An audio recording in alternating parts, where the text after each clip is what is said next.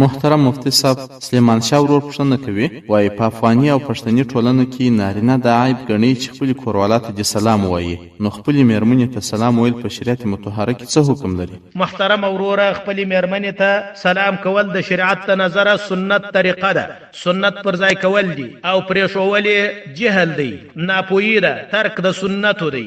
ځکه الله تعالی جل شانه فرمایي: فاذا دخلتم بيوتا فسلموا على انفسكم تحيه من عند الله مباركه طيبه كذلك يبين الله لكم الايات لعلكم تعقلون. سوره النور يوشبتم لمبر آيات. حديث مبارك راجي عن انس ابن مالك رضي الله تعالى عنه قال: قال لي رسول الله صلى الله عليه وسلم: يا بني اذا دخلت على اهلك فسلم يكون بركه عليك وعلى أهل بيتك. هذا حديث حسن غريب رواه الترمذي. وعن جابر أن النبي صلى الله عليه وسلم مر على نسوة فسلم عليهن. قال الزهري: إذا دخلت بيتك فسلم على أهلك فهم أحق من سلمت عليه. وفي الفتاوى قاضي خان: الرجل مع المرأة إذا التقيا سلم الرجل أولا. أحكام القرآن للجساس دريم جلد 309 صفحة. فتاوى هندية بنظم جلد